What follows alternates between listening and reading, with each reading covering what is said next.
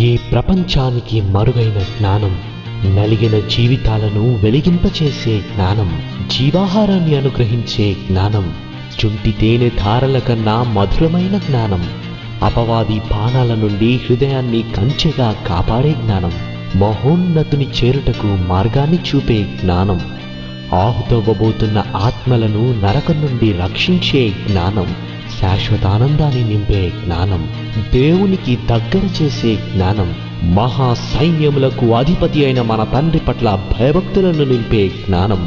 ఈ జ్ఞానాన్ని మీకు అందిస్తున్నవారు ట్రూ విజ్డమ్ మినిస్ట్రీస్.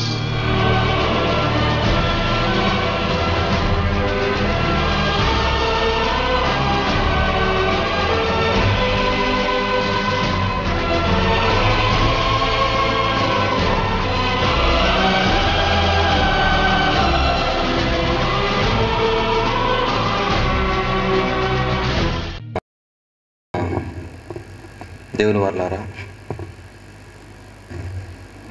ప్రియమైన సహోదరి సహోదరులారా, వాక్య నిమిత్తం ప్రార్థన కూడా చేయడం జరిగింది కనుక ఉన్నటువంటి సమయాన్ని అత్యంత జాగ్రత్తగా, ఎంతో అమూల్యమైనటువంటి సమయంగా దీనిని భావిస్తూ ఉన్నటువంటి సమయాన్ని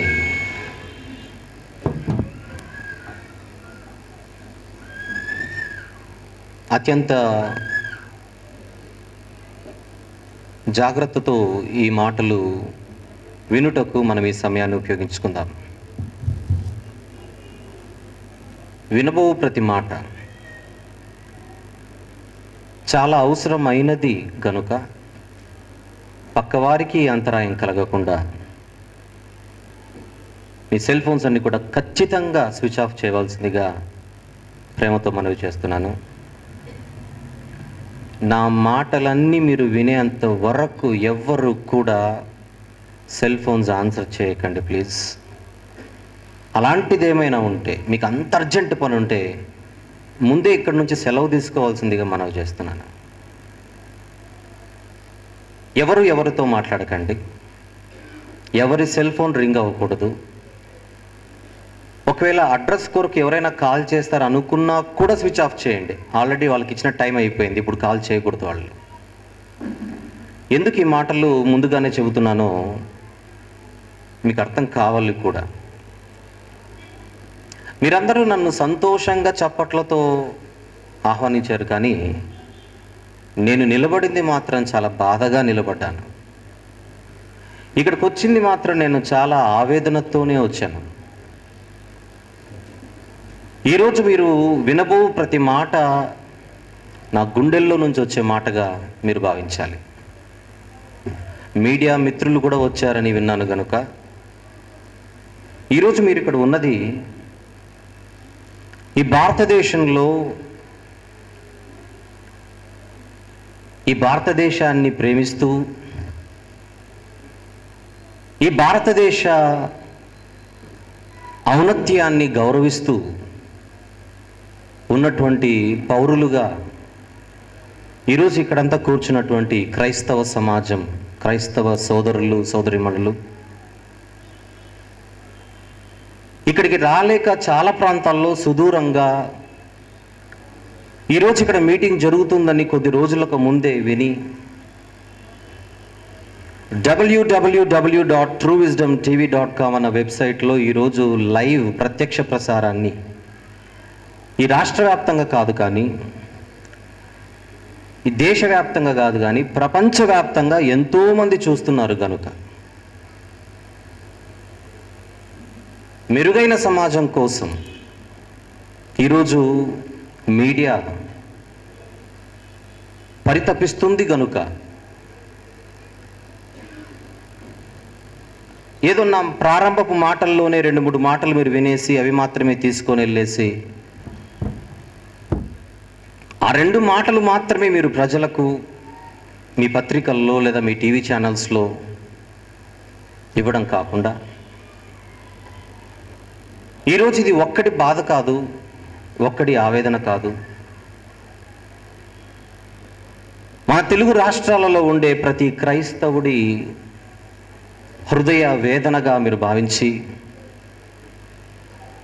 నేను తెలుగులో మాట్లాడుతున్నాను కనుక రేపొద్దున ఇదే వార్త ఇతర భాషల్లో కూడా వెళితే, ఈ భారతదేశంలో ఒక రకంగా చెబితే ప్రపంచంలో నిజమైన క్రైస్తవులు ఎంతమంది అయితే ఉన్నారో వాళ్ళందరి మనసులో నుంచి వచ్చే మాటగా మీరు దయచేసి దీనిని పరిగణించి, ప్రేమతో మీడియా వారిని కూడా ఆహ్వానించాం కనుక వారెవరు కూడా మధ్యలో సెలవు తీసుకోకుండా ప్రతి మాట విని మీరు కూడా మమ్మల్ని ఖచ్చితంగా మీ సహోదరులుగా భావించి మా బాధను కూడా మీరు విని, తద్వారా అధికారుల దృష్టికి,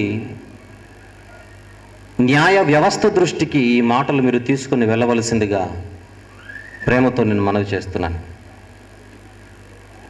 ఎందుకంటే ఇంట్లో ఏదో భార్యాభర్తలు గొడవ పడితే భర్త ఏదో అన్నాడని భార్య వెళ్ళి ఉరిపెట్టుకుంటే అదొక వార్త. ఈరోజు భర్త మీద అలిగి భార్య ఆత్మహత్య. దానివల్ల ప్రజలకు ఎంత మేలు జరుగుతుందో మరి నాకు తెలియదు, కానీ మీరేమో రాసేస్తారు. ఏవేవో ఎగ్జాంపుల్స్ వద్దు, కానీ ఈ మధ్య కాలంలో ఒక చెల్లి తన భర్తతో ఏదో గొడవ పడి బయటకు వచ్చేసి నాకు సంబంధం లేదని కొంచెం గొడవ చేయగానే 3 రోజులు అన్ని ప్రసారాలు ఆపి మీరు ప్రసారం చేసినట్టుగా మాకు బాగా తెలుసు.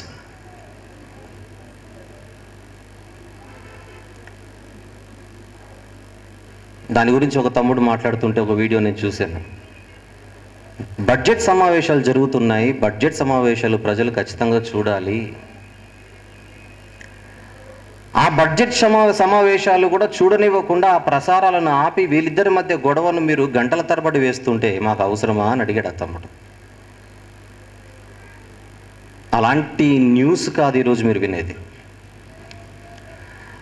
అలాంటి వార్తలు వేయమని మేము అడగట్లేదు, కానీ దానివలన ఎంతవరకు ఎంతమందికి ప్రయోజనం ఉన్నది అనేది మీ మనస్సాక్షికి తెలియాలి.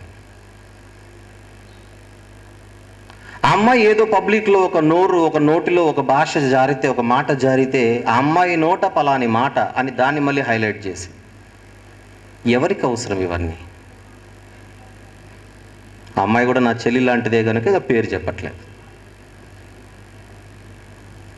హాట్ న్యూస్గా, బ్రేకింగ్ న్యూస్గా దాని గురించి గంటల తరబడి మీరు వినిపించారు. ఎప్పుడైతే మన పాంఫ్లెట్, ఈరోజు ఈ టైటిల్ ఏంటది? అలవాటైన ఆచారం, అసత్యాల ప్రచారం. ఎందుకు ఆ టైటిల్ ఇవ్వడం జరిగిందో ఆ బ్యానర్ మీద కనపడుతున్న ఫోటోలన్నీ మీకు చూస్తే మీకు అర్థమైపోతుంది. నాకు మీడియా ప్రతినిధులు అంటే చాలా గౌరవం. వారి సోదరులుగా ప్రేమతో నేను ఎప్పుడు కూడా చూస్తాను. ఒకవేళ ఎందుకు అని మీరు అడిగితే చాలా కారణాలు ఉన్నాయి, కానీ ఒక కారణం చెబుతాను. ఇంగ్లీష్ లాంగ్వేజ్ పైన మేము చేసినటువంటి వర్క్కి 2006లో మాకు కొన్ని అవార్డులు ఇచ్చారు. ఆ అవార్డులలో ఆ 2006లో అవార్డులు తీసుకుంటున్నప్పుడు లాంగ్వేజ్ పైన అవార్డు మేము తీసుకున్నాం. మీడియా రంగంలో ఆ రోజు మాతో పాటు స్టేజ్ మీద TV9 వాళ్ళు తీసుకున్నారు. ఒకవేళ TV9 వారు ఎవరైనా ఉంటే ఇక్కడ దయచేసి మీరు గమనించాలి. ఎందుకంటే ఒకనాడు మీ TV9 అన్నది ప్రారంభ దశలో ఉండగా ఆ రోజు లాంగ్వేజ్ పైన భాషా సేవ మేము చేస్తున్నప్పుడు సమాజానికి మేము చేసినటువంటి ఆ సేవ నిమిత్తం మాకు ఒక సంస్థ వారు అవార్డు ఇస్తే, మీడియా రంగంలో మీరు ఆ రోజు సేవలు అందిస్తున్నప్పుడు మాతో పాటు మీరు, మీతో పాటు మేము ఆ రోజు అవార్డు తీసుకోవడం జరిగింది. ఆ రోజు TV9 వాళ్ళు మేమందరం కూడా డాక్టర్ సి నారాయణ రెడ్డి గారి సినారి అంటాం కదా, ఆయన చేతుల మీదుగా. ఎందుకంటున్నానంటే సమాజానికి ఏదో మేలు చేయాలని మీరు సమాజంలోనికి వచ్చారు, సమాజానికి ఏదో మంచి చేయాలని మేము సమాజంలోనికి వచ్చాం. అందువలన ఒకరి పట్ల ఒకరు మంచి భావాలు కలిగి, మంచి ప్రేమను కలిగి ఏదైనా తప్పు మాట్లాడతాడేమో పట్టేసుకుందామన్న భావనతో కూర్చుంటే నా మాట ఏ ఒక్కటి మీకు అర్థం కాదు. అసలు ఏం చెబుతాడో విందామని మీరు ఆలోచిస్తే మాత్రం ప్రతి మాట ఈరోజు మిమ్మల్ని నిలబెడుతుంది.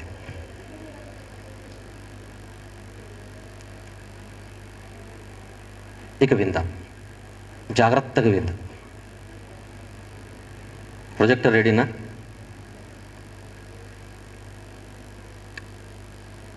ఈరోజు ఈ సభకు గల ముఖ్యమైన కారణం అది మీకు తెలియాలి. అదేంటో ముందుగా నేను పరిచయం చేయవలసిన అవసరం ఉంది. అది నా బాధ్యత కూడా. లేకపోతే నేను ఎందుకు మాట్లాడుతున్నానో మీకు ఏం అర్థం కాదు.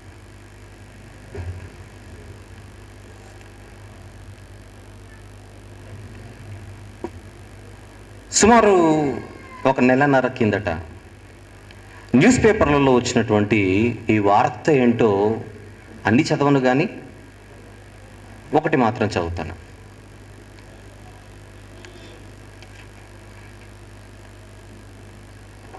యేసుక్రీస్తు తమిళ హిందువా? ఇది ఒక న్యూస్ పేపర్లో వచ్చినటువంటి ప్రశ్న. యేసుక్రీస్తు తమిళ హిందువా? అది ప్రశ్న. అవునంటున్న సావర్కర్ సోదరుడి పుస్తకం. ఈ సావర్కర్ ఎవరు? అవుననడానికి ఇతడెవరు? మీరేమో న్యూస్ పేపర్లో అవును అని రాసేశారు. 70 ఏళ్ల తర్వాత తిరిగి ఆవిష్కరిస్తున్నటువంటి ఒక ట్రస్ట్ వాళ్ళు ఈ పుస్తకాన్ని ఆవిష్కరిస్తుంటే ఎంత పెద్ద అక్షరాలతో మీరు హెడ్లైన్ పెట్టి రాసేశారు.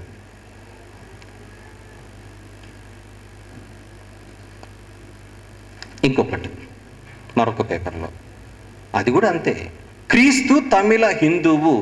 ఒక న్యూస్ పేపర్ వాళ్ళేమో ప్రశ్న అడిగారు, మరొకరేమో స్టేట్మెంట్ ఇచ్చేశారు. స్టేట్మెంట్ ఇవ్వడం అంటే ఏంటో తెలుసా? స్టేట్మెంట్ అంటే క్రీస్తు తమిళ హిందువు అని మీరు రాశారు. Is that a statement or an interrogative sentence? This is my straightforward question. అది ప్రశ్న అంటారా, స్టేట్మెంట్ అంటారా? క్రీస్తు తమిళ హిందువు 70 ఏళ్ల తర్వాత గణేష్ సావర్కర్ పుస్తకం పునర్ముద్రణ.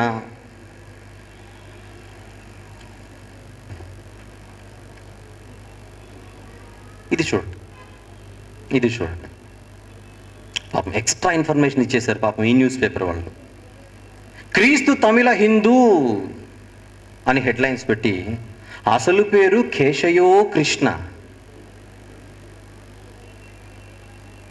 క్రైస్తవం అన్నది హిందూ మతంలో భాగం. వీర సావర్కర్ సోదరుడి పుస్తకం. ఇదొక్కటి నేను చదువుతాను. ఫిబ్రవరి 23 వచ్చింది. ఇది ఎక్కడో ముంబై. మళ్ళీ చెప్తున్నాను ప్లీజ్. ఇది ముంబైలో ఉన్నటువంటి న్యూస్. ఇది ముంబై న్యూస్. ఇది మరాఠా న్యూస్. ఇది దాన్ని తెలుగులో గట్టిగా రాశారు. యేసుక్రీస్తు తమిళ హిందూ కుటుంబంలో జన్మించారు. కాశ్మీర్లో సమాధి స్థితిని పొందారు. ఆయన స్థాపించిన క్రైస్తవ మతం హిందూ ధర్మంలో అంతర్భాగం. వినడానికి విచిత్రంగా అసాధారణంగా ఉన్న ఇలాంటి విశేషాలు ఎన్నింటినో గణేష్ సావర్కర్ గ్రంథం క్రీస్తు పరిచయంలో చూడవచ్చు. గణేష్ వీర సావర్కర్ సోదరుడు. అతను స్వాతంత్రానికి పూర్వం వెలువడిన ఈ గ్రంథాన్ని ఇప్పుడు పునర్ముద్రించారు. ఇప్పుడు ముద్రించకపోతే ఎవరికి ముద్ద దిగదని. వీర సావర్కర్ వర్ధంతి రోజు అయిన ఈ నెల అంటే ఫిబ్రవరి 26న ఆవిష్కరించనున్నారు. క్రీస్తు జీవితంలోని విశేషాలను ఆసియా ప్రాంతంతో ముడిపెడుతూ క్రీస్తు పరిచయం సాగుతుంది. ఉదాహరణకు సిలువ వేయబడిన స్థితిలోని క్రీస్తును యెసెన్ తెగకు చెందిన వారు హిమాలయాల్లో దొరికే ఔషధాలు మూలికల సాయంతో బతికించారని ఈ మరాఠీ పుస్తకం. It's not even a Telugu book. ఒక మాటలో చెబితే ఒక మరాఠీ వాడు అంటే ఎవరో కాదు, నా తోటి భారతీయుడు. హ్యావింగ్ సెడ్ దట్, అది చెప్పి ఒక మరాఠీ వ్యక్తి మాట్లాడినటువంటి మాటలు ఎక్కడో తెలుగు మాట్లాడుతున్నటువంటి మాకు మీరు గట్టిగా వినిపించారు, చదివించారు. మరి నేననేది ఏంటంటే వాళ్ళకు జవాబుగా ఈరోజు తెలుగులో నేను మాట్లాడుతున్నాను. తెలుగు వాడిగా నిజంగా తెలుగుపై మీకు నిజంగా మమకారం ఉంటే ఎంత పెద్దగైతే ఈ వార్త మీరు మెయిన్ పేజ్లో రాశారో, నా మాటలన్నీ కూడా మీరు మెయిన్ పేజ్లో రాసి వాళ్ళ వరకు వెళ్ళేలా మీరు చేసి తీరాలి. దీనికి నేను ఒక్క పైసా ఇవ్వను. మళ్ళీ చెబుతున్నాను, నువ్వెంత ఇస్తావు అంటే రూపాయి ఇవ్వను నేను. దీనికి ఒక రూపాయి ఇవ్వను నేను. మళ్ళీ చెబుతున్నాను, ఎందుకు ఇవ్వాలి? నేనేదో బిజినెస్ పెట్టి అడ్వర్టైజ్మెంట్ ఇవ్వట్లేదు, నేను డబ్బులు ఇవ్వడానికి మీ పేపర్లో. నా వ్యాపారం ఏదో పెట్టి ఆ వ్యాపార ప్రకటన ఇవ్వమని నేను అడిగితే మీరు అడక్కున్న డబ్బులు ఇస్తాను. మెరుగైన సమాజం కోసం కదా మీరు. ప్రతి అక్షరం ఆయుధం కదా. అలాగైతే రాయండి, రాయాలి కూడా. ఎక్కడ రాయాలి? ఎక్కడ రాయాలి? ఎల్బీ నగర్ జోన్లో ఒక చిన్న పారాగ్రాఫ్ రాస్తానంటే అస్సలు ఒప్పుకుండేది లేదు. ఈ వార్త మీరు ఏ పేజ్లో అయితే రాశారో అదే పేజ్లో ఈ వార్త వచ్చి తీరాలి. ఇది మా అందరి డిమాండ్. ఇది అంతేనా కదా? మీరందరినీ ఈక్వల్గా చూసి తీరాలి.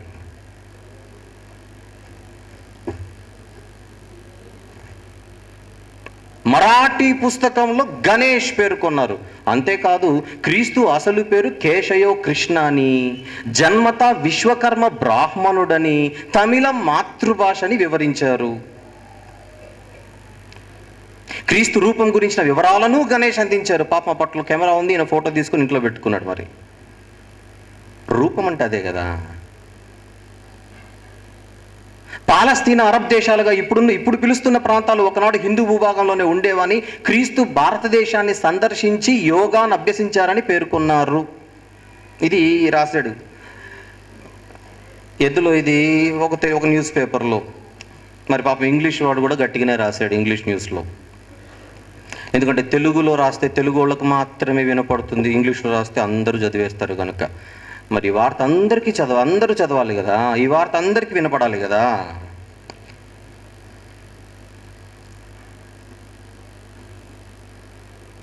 బైబిల్ని గౌరవించి ఇక్కడ ఎంతమంది అయితే ఉన్నారో ఇప్పుడు నేను అడుగుతున్నాను ప్రశ్న, అందరిని అడుగుతున్నాను ప్రశ్న. ఈ వార్త చదివిన తర్వాత మీ మనోభావాలు దెబ్బతిన్నాయా లేదా? అది చెప్పండి. తిన్నాయి అన్నవారు చేయొద్దండి.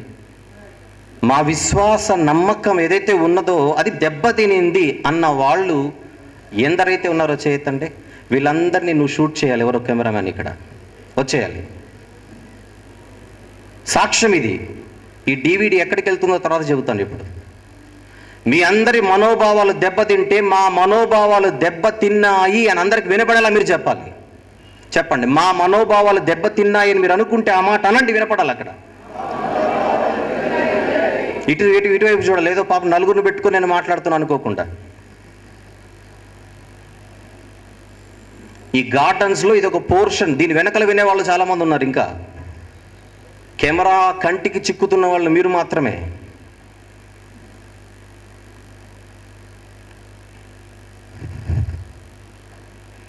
రైట్, చూస్తున్నారుగా. నాకు తెలిసి ఇప్పుడు ఇదంతా మీడియా ప్రతినిధులు చూస్తున్నారే అని అనుకుంటున్నాను. కొంతమంది నాకు కనబడుతున్నారు కూడా ఇక్కడ. ప్లీజ్, ఏదో గల్లీలో ఒకడేదో మాట్లాడుతున్నాడు అనుకోకండి. ఇది మన తెలుగు రాష్ట్ర రాజధానిలో రోడ్డున మాట్లాడుతున్నాను నేను. మీకు వినపడాలి. ఇది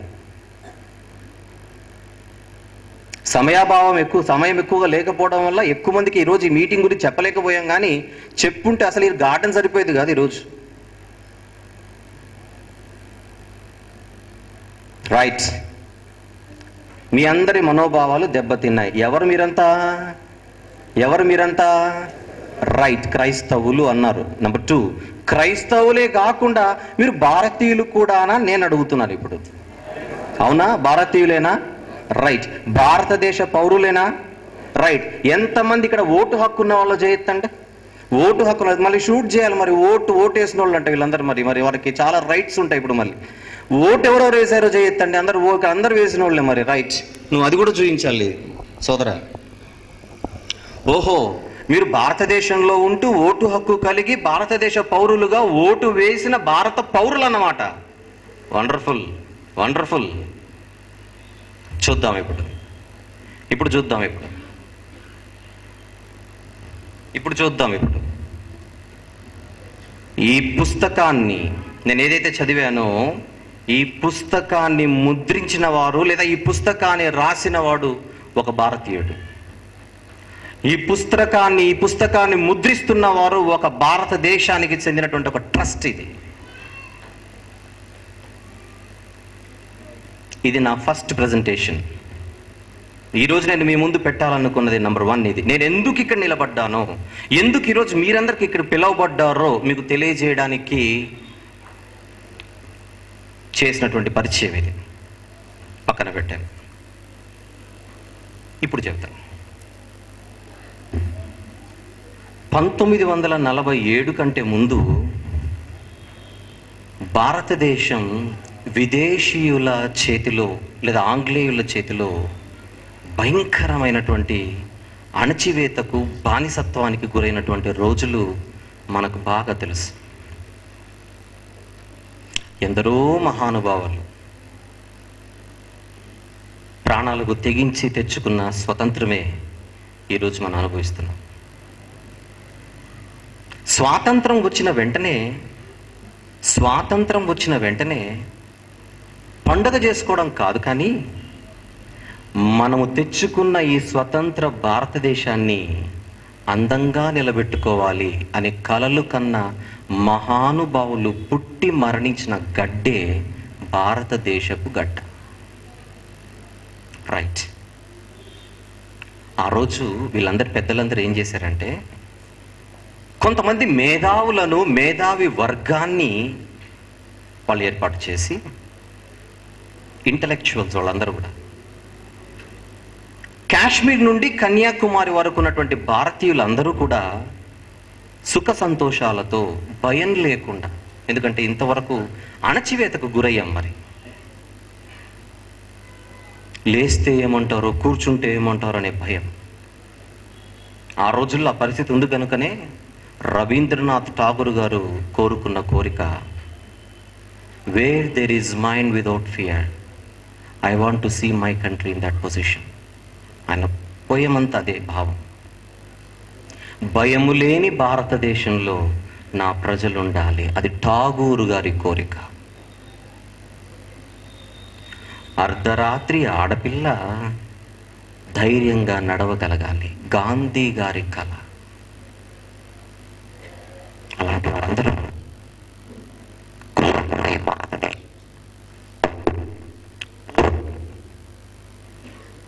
బయట తగిలించు.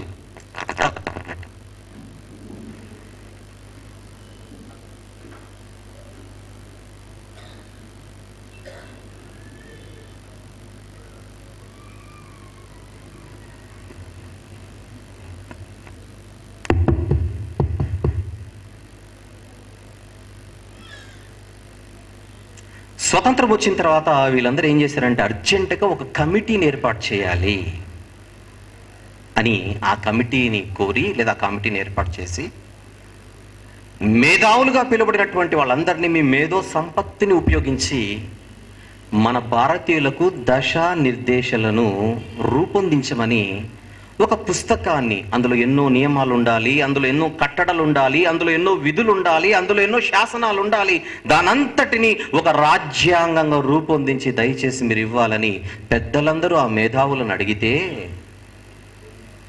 ఒక రోజు కాదు, 2 కాదు, 3 కాదు, 4 కాదు, సుమారు దగ్గర 3 సంవత్సరాల పాటు రాత్రి మగళ్ళు వీళ్ళందరూ కూర్చొని రాస్తే వచ్చినదే ఈరోజు మనము రిపబ్లిక్ డేగా పండుగ చేసుకుంటున్నామే, జనవరి 26వ తారీఖున. దేని కొరకైతే ఆ రోజు జెండా వందనం చేస్తున్నామో, దేని కొరకైతే ఆ రోజు మనందరము కూడా సగర్వంగా ఆ రోజు మనము కుల, మత, వర్గ భేదము లేకుండా భారతదేశంలో ఉన్నందుకు ఇంత గొప్ప పుస్తకం మాకు రాజ్యాంగంగా ఉందని గర్వపడుతున్నాము, ఆ రాజ్యాంగాన్ని వాళ్ళు 3 ఏళ్ల పాటు కష్టపడి తయారు చేశారు.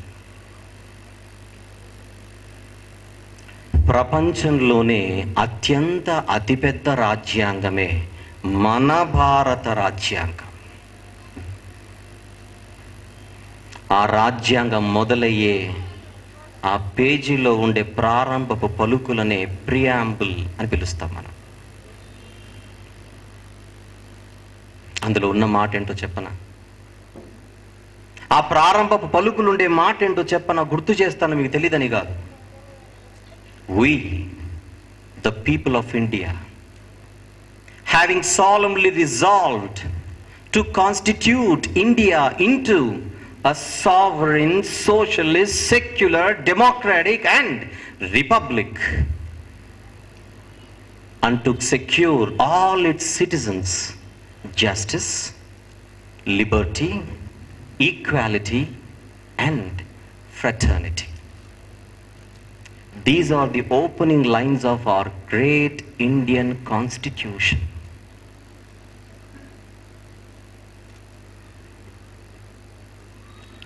ఈ రాజ్యాంగాన్ని రూపొందించిన రూపకర్తలలో ప్రప్రథముడిగా మనందరము గౌరవించే గౌరవ డాక్టర్ బిఆర్ అంబేద్కర్ గారు ఉన్నారు.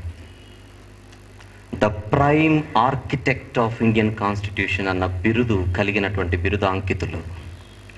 The chief architect of Indian constitution. ఆ ప్రారంభపు ఓపెనింగ్ లైన్స్లో ఒక విషయాన్ని మాత్రం మీ ముందు పెడుతున్నాను. లిబర్టీ అది తీసుకుందాం ముందుగా, ఈక్వాలిటీ తర్వాత మాట్లాడుకోవచ్చు. ఏంటా లిబర్టీ? స్వేచ్ఛ తెలుగులో. Liberty of thought, liberty of expression, liberty of belief, liberty of faith and liberty of worship. రాజ్యాంగపు మొదటి పేజీలో కనబడేదే ఇప్పుడు మీ ముందు వినిపించాను. అంటే ఈ భారతదేశంలో ఉన్నవాడు ఏ విశ్వాసాన్నైనా స్వేచ్ఛగా పెట్టుకోవచ్చు. బాగా వినండి మాట ప్లీజ్. మనది రిలీజియస్ స్టేట్ కాదు, తెలుసా మీకు? ఇండియన్ కాన్స్టిట్యూషన్ అంటే మనది ఒక మతానికి సంబంధించిన దేశం కాదు. It's not a religious state.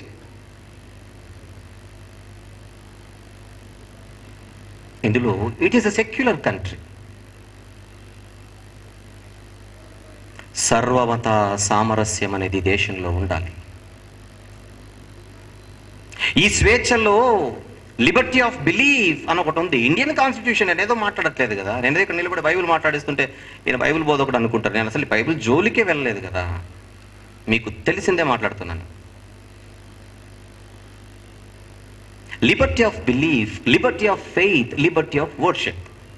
నీకు ఇష్టమైన విశ్వాసాన్ని నువ్వు అవలంబించుకో. నీకు ఇష్టమైనటువంటి ఆరాధనను నువ్వు చేసుకో.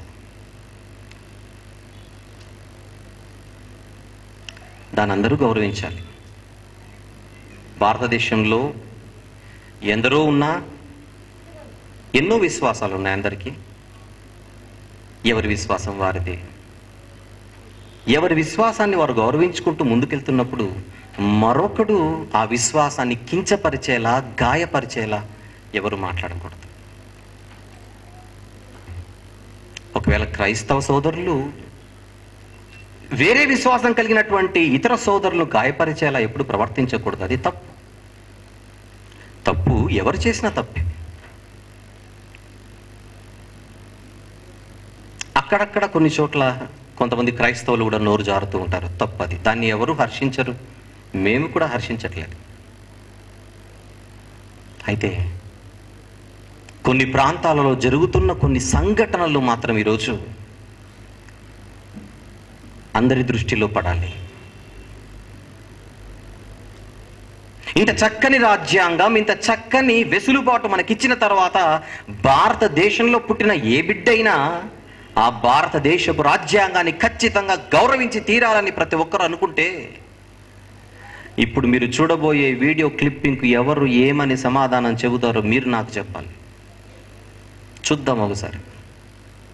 ఆ వీడియో క్లిప్పింగ్లో మీరు చూడబోయే ఆ దృశ్యం జాగ్రత్తగా మీరు చూడాలి. ఏం జరుగుతోంది అక్కడ, ఎక్కడ జరుగుతోంది, అది ఎందుకు జరుగుతోంది, ఎవరి మీద జరుగుతోంది, ఒక్కసారి మీరు చూడండి.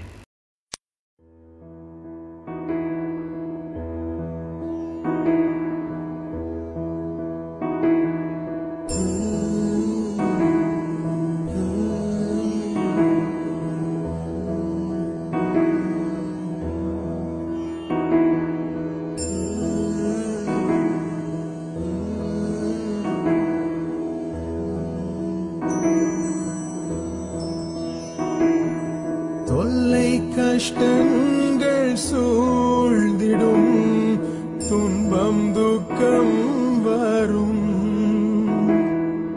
இன்பத்தில் துன்பம் நேர்ந்திடும், இருளாய் தோன்றும் எங்கும், சோதனை வரும் வேளையில் சொற்கேட்கும் செவியிலே, பரத்திலிருந்து ஜெயம் வரும், பரன் என்னை காக்க வல்லோ. காக்கும் வல்ல மீட்பர் உண்டேனக்கு, உண்டேனக்கு, உண்டேனக்கு. காக்கும் வல்ல மீட்பர் உண்டேனக்கு, காத்திடுவார் என்றுமே.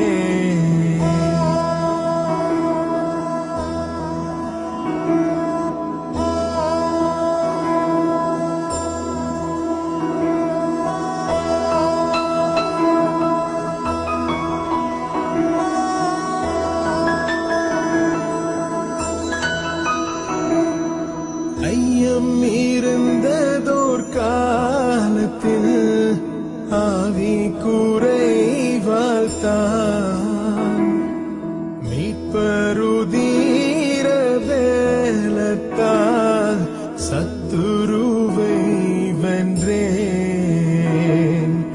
என் பயம் யாவும் நீங்கிற்று, இயேசு கை தூக்கினார், முற்றுமென் உள்ளம் மாறிற்று, இயேசென்னை காக்க வல்லோ. காக்கும் வல்ல மீட்பர் உண்டேனக்கு, உண்டேனக்கு, உண்டேனக்கு. காக்கும் வல்ல மீட்பர் உண்டேனக்கு, காத்திடுவார் என்றுமே.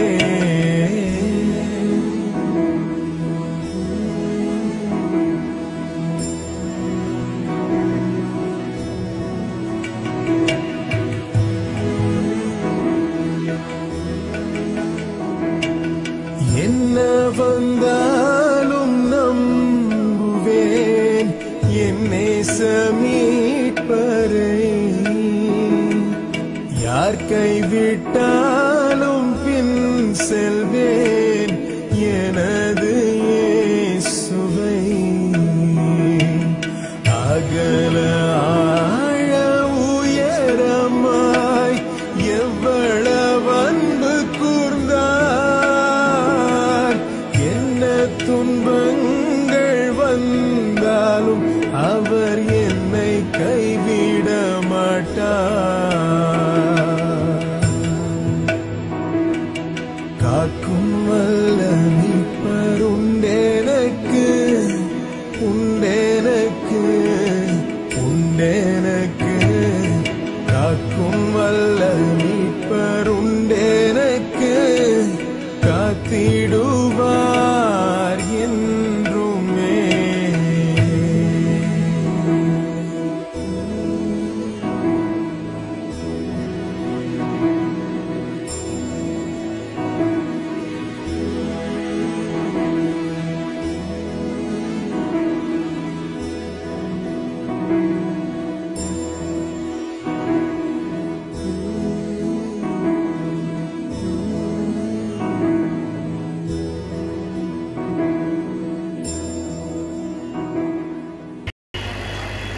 ఏ దేశంలో జరిగిందంటారు అది?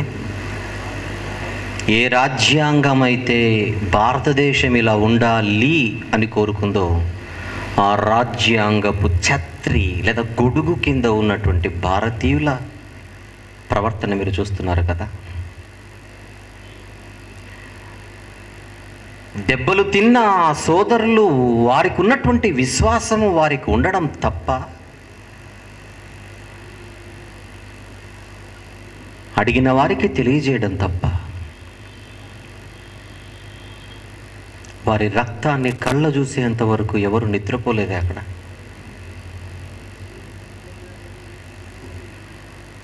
చెప్పగలరా దానికి సమాధానం?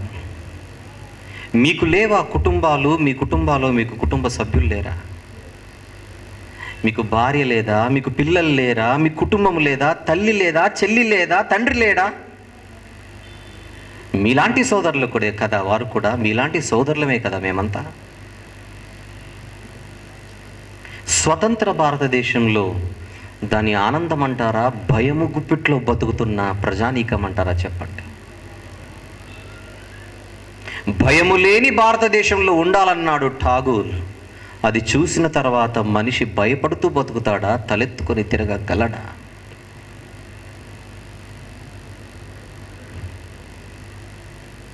పాయింట్కి వస్తాను. ఒక మరాఠీ సోదరుడు దీన్ని రాసి క్రైస్తవుల విశ్వాసాన్ని బలహీనపరచలేడు, కానీ వారి మనోభావాలు మాత్రం ఖచ్చితంగా దెబ్బతీశాడు. అలా దెబ్బ తీయొచ్చా? అలా దెబ్బ తీసే అవకాశం మనకు రాజ్యాంగం కల్పిస్తోందా? రాజ్యాంగం ఎక్కడైనా ఎవరికైనా అనుమతినిచ్చిందా మరొక విశ్వాసాన్ని కించపరిచేలా? కానీ లేకపోతే ఆ విశ్వాసము కలిగిన వారి యొక్క మనోభావాలను మాట రూపంలో కానీ రాత రూపంలో కానీ చెయ్యకూడదు అని చెప్పిందా భారత రాజ్యాంగం? చెయ్యొచ్చు అని చెప్పిందా? పెన్నుంది కదా అని రాయడం కాదు కదా, కలముంది కదా అని రాయడం, గళముంది కదా అని మాట్లాడడం కాదు కదా. ఏ ప్రభుత్వంలో అయితే ఉన్నామో, ఏ దేశంలో అయితే ఉన్నామో, ఆ దేశానికి ఉన్న చట్టాన్ని గౌరవించినప్పుడు అది చట్ట ధిక్కారం అవుతుంది. కానీ చట్టం ఏం చెబుతుందో తెలియాలి అసలు మనకు. ఇలాంటి పరిస్థితులలో ఏ దేశంలో అయితే బ్రతుకుతున్నామో ఆ దేశంలో ఉన్న రాజ్యాంగం దీని గురించి ఏం చెబుతోందో మనకు తెలియాలి. ఈ భారతదేశంలో ఉన్నాం గనుక ఒక కోడ్ గురించి మనకు జాగ్రత్తగా అవగాహన ఉండి తీరాలి. అదే IPC, that is called Indian penal code కదా. ఎందుకు ఈ కోడ్ ఉన్నది? ఈ భారతదేశంలో ఉన్న ప్రతి పౌరులందరికీ భద్రత కల్పించడానికే, నేరాలను అరికట్టడానికే, శాంతి సమాధానాలు అనేవి సమాజంలో ఉండాలంటే ఒక చట్టం భారతదేశంలో ఉన్నాం కనుక ఈ భారతదేశాన్ని కంట్రోల్ చేస్తూ ఉండాలి. చట్టము కింద ఉన్నప్పుడే మనకు నెమ్మది, శాంతి అనేవి ఆ దేశంలో ఉంటాయి. ఈ ఇండియన్ పీనల్ కోడ్లో ఎన్నో సెక్షన్స్ ఉన్నాయి. ఈ సందర్భంలో ఒక సెక్షన్ని మాత్రమే ముందు నేను ఉంచబోతున్నాను. That is called 153A IPC. మరి ఆ చట్టం ఏంటో మళ్ళీ ఇక్కడేమో పేపర్ రాసేసాడు, మన పేపర్ ముద్రించారు. మరి ఈ పేపర్ చదివిన తర్వాత నాకు ఏ పేపర్ గుర్తొచ్చిందో కూడా నేను చెప్పాలిగా. మరి ఆ పేపర్లో ఏముందో కూడా నేను చదవాలి. భారతదేశపు చట్టం, ఇండియన్ లా, అందులో కొన్ని శాసనాలు ఉన్నాయి. ఏంటో చెప్పనా? ఆ శాసనాల చట్టాలు దేని గురించి చెప్పనా? Hate speech laws in India. Hate speech laws. Freedom of speech ఉంది, భావస్వేచ్ఛ ఉంది, కానీ ద్వేషపూరితమైనటువంటి భాష మాట్లాడితే ఈ చట్టం ఒప్పుకోదు. నిన్ను రెస్ట్రిక్ట్ చేయడానికి చట్టం ఉంది అక్కడ. ఆ చట్టం ఏం చెబుతుందో ఒక మాట చెబుతాను. చాలా ఉన్నాయి, ఒక మాట చెబుతాను. The law specifically forbid anyone from outraging someone's religious feelings. ఈ చట్టాలు ఎందుకున్నాయనంటే ఒక వ్యక్తి యొక్క విశ్వాస సహితమైన రిలీజియస్ ఆ భావాలు దెబ్బతినకుండా చూడ్డానికే ఈ చట్టాలు ఉన్నాయి అని చెబుతూ, అందులో సెక్షన్ 153A ఏం చెబుతుందో నేను చదువుతున్నాను. Section 153A of the penal code says, English వచ్చిన వాళ్ళందరూ ఫస్ట్ అర్థం చేసుకోండి. Whoever by words either spoken or written, note this point, ఇది దయచేసి గమనించాలి మీరు జాగ్రత్తగా. Whoever by words either spoken or written, మాట రూపంలో అయినా రాత రూపంలో అయినా, or by signs, signs అంటే తెలుసా? సిగ్నల్స్ ఇచ్చేనా కూడా. అంటే మాట్లాడి నీ మనోభావాలు దెబ్బతీయకూడదు, లేదా రాసి నీ మనోభావాలు దెబ్బతీయకూడదు, లేదా ఈ రెండు కాకుండా సైన్స్ అంటే ఏవో నిన్ను సూచనలు చేసి లేదా సిగ్నల్స్ ఇచ్చి కూడా నీ మనోభావాలు దెబ్బతీయకూడదు. Or by visible representations or otherwise promotes or attempts to promote disharmony or feelings of enmity, hatred or ill will between different religious, racial, language or regional groups or castes or communities on grounds of religion, race, place of birth, residence, language, caste or community or any other ground whatsoever. This is subclause A. అది A అనుకోండి. B ఏం చెబుతుంది? 153A లో B ఇంకొకటి ఏంటి? Whoever commits any act which is prejudicial to the maintenance of harmony between different religious, racial, language or regional groups or castes or communities, and which disturbs or is likely to disturb the public tranquility, shall be punished with imprisonment, which may extend to 3 years or with fine or with both. అని నేను పుట్టిన భారతదేశంలో ఉన్న రాజ్యాంగం నాకు నేర్పించిన చట్టం.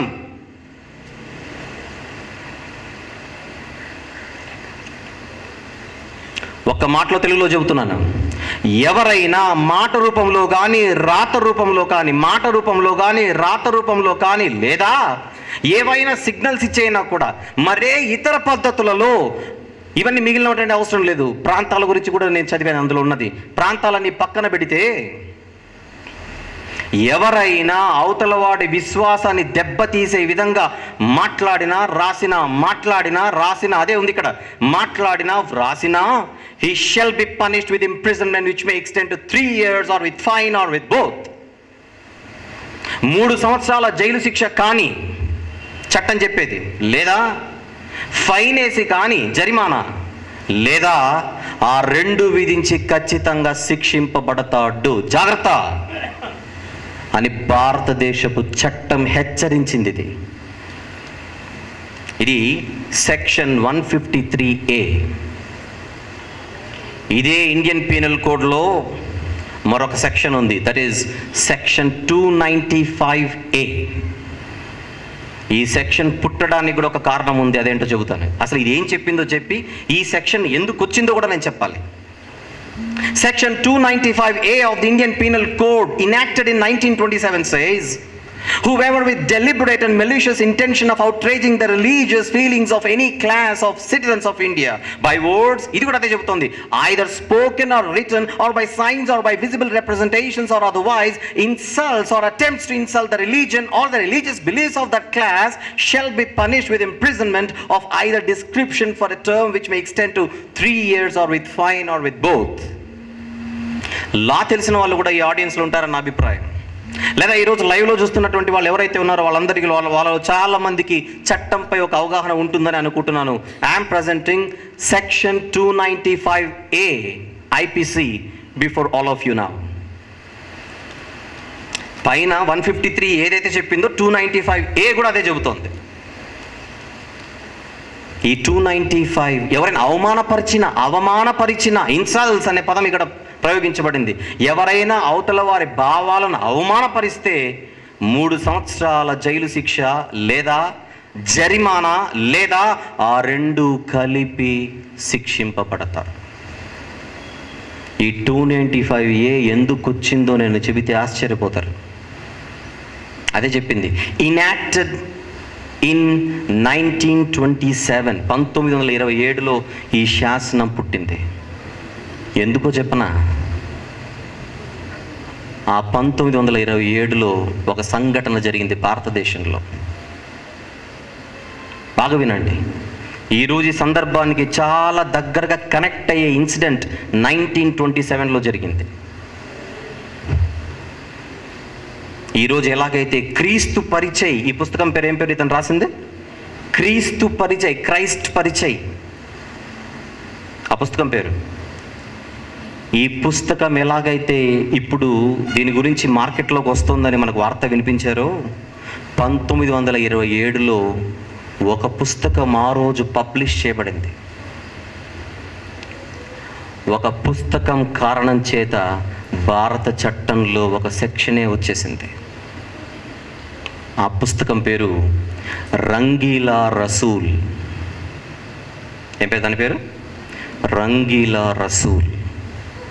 అది 1927లో పబ్లిష్ చేయబడింది.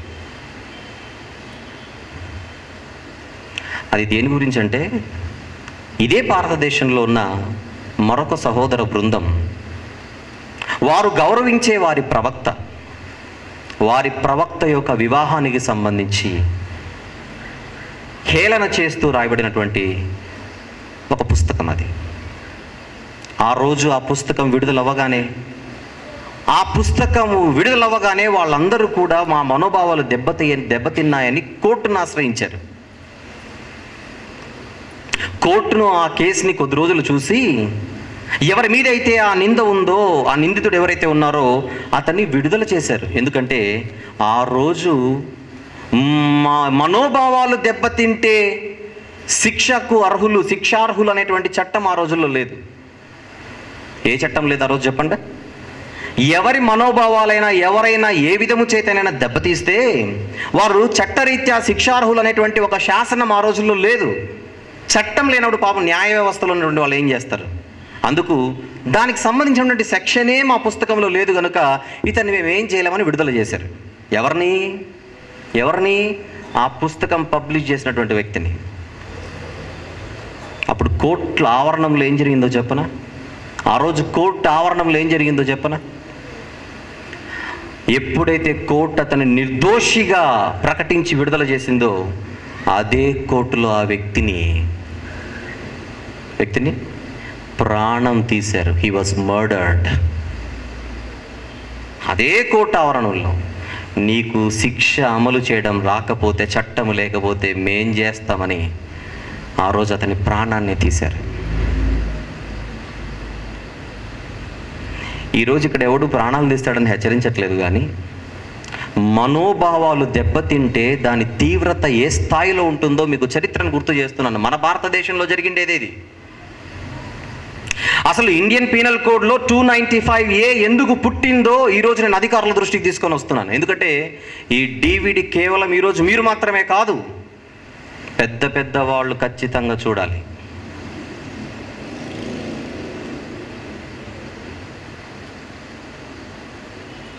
ఆ రోజే ఆ సమాజం వాళ్ళు, ఏ సహోదరుల గురించి నేను ప్రస్తావించానో ఆ సమాజం వారు మనోభావాలు దెబ్బతింటే దాన్ని పరిరక్షించే విధంగా చట్టాన్ని మీరు దయచేసి రాయండి, చెయ్యండి, అమలు పరచండి అని అడిగినప్పుడు అప్పట్లో ఉన్న బ్రిటిష్ ప్రభుత్వం ఈ సెక్షన్ 295Aని రాసి లేదా రూపొందించి అమల్లోనికి తీసుకొని వచ్చింది. ఎందుకు ఏం మాట్లాడుతున్నానంటే, నేను మన భారతదేశానికి చాలా చరిత్ర ఉంది. ఈరోజు ఈ సెక్షన్ పుట్టడానికి ఒక కారణం ఉంది. ఒక సమాజం ఒక సెక్షన్ వారి మనోభావాలు దెబ్బతింటే వారు కోర్టును ఆశ్రయించి, ఆ రోజుల్లోనే ప్రభుత్వాన్ని ఆశ్రయించి మాకు చట్టం కావాలి, ఇలాగైతే మేము బతకలేమన్నప్పుడు ఒక చట్టమే పుట్టిందే. ఆ రోజు ఉన్నటువంటి ఆ చట్టం ఈ రోజు కూడా ఉందే. ఈరోజు మరి మా మనోభావాలు దెబ్బతినట్లేదా? ఆలోచించాలి కదా. ఇంకా లోపలికి వెళ్తే ఎన్నో సందర్భాలలో మన న్యాయ వ్యవస్థ ఎవరైనా అవతల వారి మనోభావాలు దెబ్బతింటుంటే ఇమ్మీడియట్గా వారి యొక్క భావాలు అర్థం చేసుకొని వారిని ఆపినట్టుగా, అలాంటి పుస్తకాలు కానీ లేకుంటే అలాంటి సంఘటనలు సమాజంలో చోటు చేసుకోకుండా సుప్రీంకోర్టు వరకు ఈ కేసులు వెళితే కోర్టు వారు అలాంటి పుస్తకాలు మార్కెట్లోనికి రాకుండా ఆపినట్టుగా ఎన్నో సందర్భాలు ఉన్నాయి.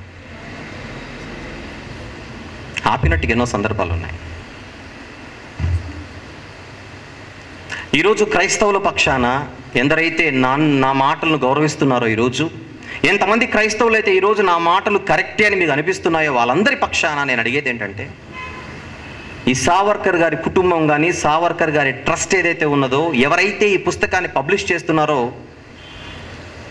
వారిని అర్జెంటుగా ఈ సెక్షన్లను అమలు చేసి వారిని అరెస్ట్ చేసి వారిని శిక్షించి జరిమానాలు విధించి 3 ఏళ్ల కఠిన కారాగార శిక్ష వేయమని క్రైస్తవులు పక్షాన కోరట్లేదు. ఎందుకంటే అవతల వారిని శిక్షించమని కానీ లేకుంటే అవతల వారికి హాని కలిగితే లేదా శిక్ష పడితే లేకపోతే అవతల వారు ఇబ్బందుల్లో ఉంటే ఆనందించే తత్వాన్ని మేము నమ్ముకున్న యేసు ప్రభు మాకు బోధించలేదు. క్షమించమని చెప్పాడు. క్షమించమని చెప్పాడు. ఈరోజు క్రైస్తవ సమాజంగా, క్రైస్తవ ప్రపంచంలో ఉన్నటువంటి మేము ఈ సావర్కర్ గారి ట్రస్ట్ని ఏదో చట్టరీత్యా శిక్షించమని మేము కోరడం లేదు, కానీ ఒక్కటైతే మీరు చేయాలని ప్రేమతో, వినయ విధేయతలతో ఈరోజు ఈ న్యాయ వ్యవస్థను నేను కోరుతున్నాను. ఆ పుస్తకం ఆల్రెడీ విడుదల ఈ మార్కెట్లోనికి వచ్చి ఉంటే ఆ పుస్తక అమ్మకాలను మీరు ఆపేయాలి. ఆ పుస్తకం మార్కెట్లోనికి రాకుండా మీరు నిషేధించాలి. మరొకసారి అలాంటి పొరపాటు జరగకుండా వారిని మీరు హెచ్చరించి వదిలేయాలని మనస్ఫూర్తిగా నేను కోరుచున్నాను. దానికి ఎంతమంది మద్దతు తెలుపుతారో చెప్పండి. ఎందుకంటే వారు మా సహోదరులే. భారతదేశము నా మాతృభూమి, భారతీయులందరూ నా సహోదరులు అని నేను చిన్నప్పుడు ప్రతిజ్ఞ చేశాను నా బడిలో. మాట చేత సహోదరులను చెప్పి క్రియారూపకం వచ్చేసరికి వారికి శిక్ష పడితే చూడాలని ఆనందించే ఒక శాడిస్ట్ని కాదు నేను. అందరూ ప్రేమగా బతుకుతాం, అందరూ హాయిగా బ్రతుకుతాం. ఎందుకు మీ విశ్వాసాలను దెబ్బతీసే విధంగా నేను ఎందుకు మాట్లాడాలి? మా విశ్వాసాలను దెబ్బతీసే విధంగా మీరెందుకు మాట్లాడాలి? ఈ ఒక్కటి చేయమని, ఇప్పటికే వాళ్ళు చేసినది తప్పు అని వాళ్ళు భావిస్తే, ఈ మాటలు విన్న తర్వాత ఇలాంటి పొరపాట్లు, ఇలాంటి తొందరపాట్లు చేయకూడదని మీ ద్వారా వారికి ఈ మాటలు అందితే మరొకరు చేయకుండా ఉండడానికి ఒక అదే ప్రెస్ నోట్ ద్వారా, ఏ ప్రెస్లో అయితే, ఏ వార్తాపత్రికలలో అయితే ఈ పుస్తకాన్ని ముద్రిస్తున్నారు అని ప్రకటనలు వచ్చాయో అదే వార్తాపత్రికల ద్వారా క్రైస్తవ సమాజానికి మీరు క్షమాపణలు చెబితే మరొక్కసారి ఇంకెవరు కూడా ఇలాంటి పనికి పాల్పడరని మా అభిప్రాయం. మీ దగ్గర నుంచి క్షమాపణలు కోరడం మా ఉద్దేశం కాదు, పబ్లిక్గా. ఎందుకంటే మీరు పుస్తకాలు ఆపేసామని మీరు సైలెంట్ అయిపోతే ఆల్రెడీ ఈ వార్త చదివి చాలామంది గాయపడిన వాళ్ళు చాలామంది ఉంటారు. మరి వాళ్ళకి తెలియాలి కదా ఏం జరిగిందో. అందరికీ తెలియాలంటే బహిరంగంగా మీరు క్షమాపణ కోరితే న్యూస్ వెళుతుందనే ఉద్దేశమే మాది. ఏమంటారు మీరందరూ? అవునా? Very good, very good. అయితే మరి ఈరోజు ఇక్కడతో దానిని అక్కడ పక్కన పెట్టి మనకున్న రాజ్యాంగాన్ని, చట్టాన్ని గౌరవిస్తూ మనం ముందుకెళ్ళాలి అన్న విషయాన్ని అందరూ కూడా మనసులో పెట్టుకొని మనం సామరస్యంగా ముందుకెళితే ఆ రోజు ప్రాణాలను పణంగా పెట్టి తెచ్చుకున్న ఈ స్వతంత్ర భారతదేశం అన్నది వాళ్ళు కోరుకున్నట్టుగా ఉండగలదు. అది మనందరి బాధ్యత కూడా. సంవత్సరానికి 1-2 సార్లు జెండాకు వందనం చేసి జెండాకు జైన్ ఇంట్లోకి వెళ్ళి కూర్చొని ఆ జెండా కింద ఉన్న అజెండాకు మచ్చ తెచ్చే విధంగా ప్రవర్తిస్తే నువ్వు పెట్టిన సెల్యూట్కి అర్థం లేదు. భారతదేశాన్ని నేను గౌరవిస్తున్నాను అని నువ్వు చెప్పడంలో వాస్తవం లేదు. ఎందుకు ఈరోజు ఇంత ఆవేదనగా మాట్లాడాల్సి వస్తుందంటే ఒక మాట చెబుతాను. ప్రొజెక్టర్ రెడీనా? ప్రొజెక్టర్ రెడీనా? ఒక సంవత్సర కాలం కిందట వినండి దయచేసి. ఒక సంవత్సర కాలం కిందట ఇలాంటి వార్త ఆ రోజు కూడా న్యూస్ పేపర్లో వచ్చింది. అది యేసుప్రభు గురించే, ఎవరి గురించో కాదు, అది యేసుప్రభు గురించే. ఆ రోజు ఏమని వచ్చిందో చూస్తారా? ఆ రోజు ఏమొచ్చిందంటే క్రీస్తు వివాహితుడు. అది ఎవడో పుస్తకాన్ని రాసేస్తాడు, ద లాస్ట్ గాస్పల్ దాని పేరు. ఏంటది? యేసుప్రభు వివాహితుడు. అక్కడికి ఎదిగిన ఆయన పెళ్ళికి వెళ్ళి ఆయన ఆల్బంలో ఈయన ఫోటో ఉన్నట్టుగా క్రీస్తు వివాహోతుడు, సరికొత్త పుస్తకం వెల్లడి అది రాశాడు. ఆ రోజు కూడా ఇలాంటి బాధాయుక్తమైనటువంటి హృదయంతో నేను మాట్లాడాను ఆ రోజు. ఈరోజు ఇక్కడ మీటింగ్ పెట్టుకున్నప్పటి నుంచి చూశారు కదా, పవర్ ప్రాబ్లమ్స్ ఏదో అంతరాయాలు వస్తూ ఉన్నాయి. మరి అది వీడియో ఒక చిన్న బిట్ మాత్రం మీరు చూస్తే, ఆ రోజు ఆ పుస్తకం గురించి నేను ఏం మాట్లాడానో కొన్ని ఇంపార్టెంట్ పాయింట్స్ మాత్రం మీరు చూస్తే బాగుంటుందన్న ఉద్దేశంతో ప్లే చేయమని కోరుతున్నాను. అక్కడంతా టెక్నికల్గా అన్నీ బాగుంటే ప్లే అవుతుంది, లేదంటే నేను కంటిన్యూ చేస్తాను. రెడీనా? అవుతుంది, రెడీ అవుతుంది. ఆ తర్వాత ఈరోజు ఈ పుస్తకములో రాయబడినటువంటి విషయాల గురించి అద్భుతమైనటువంటి సత్యాలు మీ ముందు పెట్టి ఈరోజు దీన్ని ముగిస్తాను. దూరం నుంచి వచ్చిన కొద్దిసేపు మీరు వెయిట్ చేయండి, తప్పదు కదా, తొందరపడకండి. ఎందుకంటే మనందరి రక్షకుడి గురించి జరుగుతున్నటువంటి పంచాయతీ ఇది. రెడీ? ల్యాప్టాప్ సౌండ్ ఇవ్వండి. ఆ రోజు సంవత్సరం కిందట వచ్చినటువంటి ఒక వార్తకు మనం స్పందించి మాట్లాడినటువంటి మాటల్లో కొన్ని ముఖ్యమైన విషయాలు మీరు ఆలోచించాలని నేను ప్లే చేయమని కోరుతున్నాను. అదే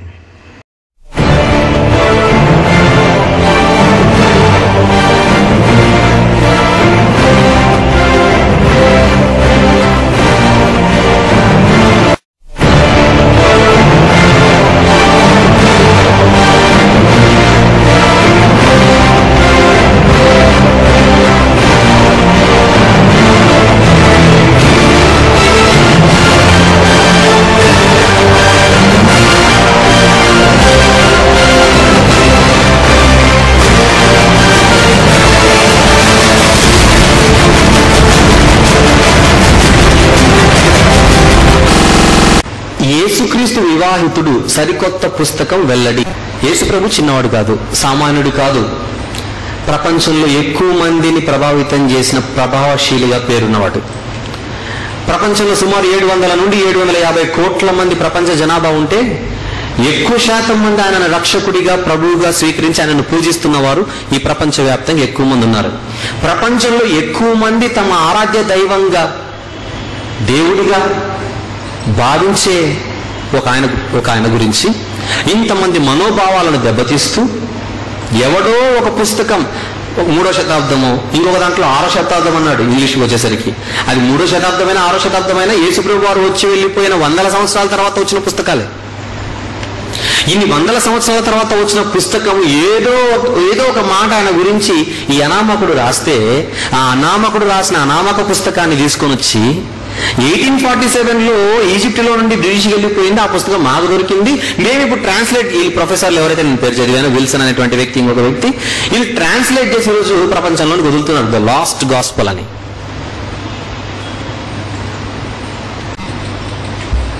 Jesus married Mary Magdalene and he had kids, ancient manuscript అని ఇచ్చాడు. ఇంగ్లీష్లో మొత్తం చదవట్లేదు కానీ ఇందులో వాడు ఇచ్చింది ఏంటంటే, ఇది ఎంత దారుణమో మీరు చూడండి. యేసు ప్రభు యొక్క భార్య మగ్దలేని మరియనే కాదు, ఆవిడని కన్న తల్లి మరియ కూడా తల్లి కాదు, ఆవిడ కూడా భార్య అని ఇచ్చాడు. చదువుతున్నాను ఆమె లైన్ ఒకటి. The startling theory being put forward is that Jesus had 2 children and the original Virgin Mary was Jesus' wife and not his mother అని ఇచ్చాడు. ఎంత పనికి మాలిన చెత్త మాటలు చూడండి ఇవన్నీ. మత్తయి అనేటువంటి ఆయన శిష్యుడు, ఆయనతో పాటు తిరిగినవాడు, ఆయన ఆహ్వానం మేరకు లోపలికి వచ్చి ఆయనతో పాటు నడిచినవాడు. ఆయన ఏమని రాశాడు చెప్పనా? కన్న తల్లి అయిన మరియ గురించి ఈవిడ తల్లి అని రాశాడు. చూసిన ఆయన తల్లి అన్నాడు, చూసిన ఆయన తల్లి అన్నాడు. న్యూ టెస్టిమెంట్ లోని ఫస్ట్ పేజ్ అది, అవునా? క్రొత్త నిబంధనలోని మొదటి పేజే చూసిన ఆయన రాసిన మాటలు అవి. మరియమ్మను చూపించి తల్లి అని చూసిన ఆయన చెబుతుంటే 500 సంవత్సరాల తర్వాత వచ్చినాడు అని చెబుతున్నాడట. తల్లి కదా, ఆవిడ భార్య. కనీసం సంస్కృతి సంస్కారం ఉన్న ఎవడైనా తల్లిని చూపించి భార్య అంటాడు చెప్పండి? తల్లికి కూడా కనెక్ట్ చేసి మాట్లాడారంటే ఇది ఎంత దౌర్భాగ్యుడు ఏంటాడు పుస్తకం రాసినవాడు చెప్పండి? ఎంత దరిద్రుడు ఏంటాడు చెప్పండి ఈ మాట అన్నవాడు?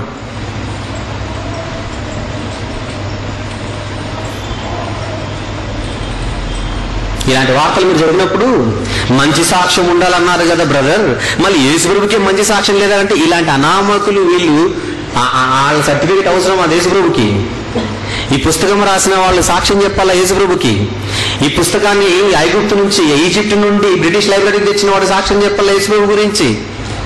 దీన్ని ఈరోజు ట్రాన్స్లేట్ చేసి వచ్చి బయటకు వచ్చిన ప్రొఫెసర్ అని చెప్పుకుంటున్న విల్సన్ లాంటి వాడు చెప్పాలా యేసుప్రభు గురించి? ఇలాంటి సాక్ష్యాలు ఎవరికి కావాలి?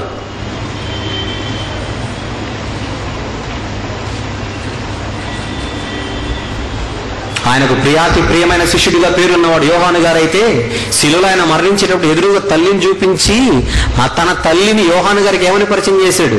అమ్మా ఇదిగో నీ కుమారుడు అని యోహాను గారికి చూపించామని చెప్పాడు. ఇదిగో నీ తల్లి, నా తల్లి, ఇక మీదట నీకు తల్లి.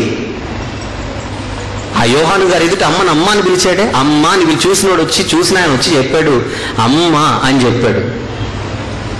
అమ్మను తీసుకొని కనెక్ట్ చేశారనంటే ఎంత దుర్మార్గుడు, ఎంత దుష్టుడు, ఎంత దౌర్భాగ్యుడు చెప్పండి. కన్న తల్లినే కనెక్ట్ చేసి రాసిన వాడు మగ్దలేని మరియ గారిని తీసుకొని వచ్చి కనెక్ట్ చేయడంలో పెద్ద ఆశ్చర్యం ఏం లేదు. ఇక ఆయనకు పిల్లలు ఉన్నారనడంలో ఆశ్చర్యం లేదు. మన తరం గడిచిపోతే మన వాళ్ళు మనవరాళ్ళ పేర్లు కూడా రాస్తారు. మీరు చూడండి,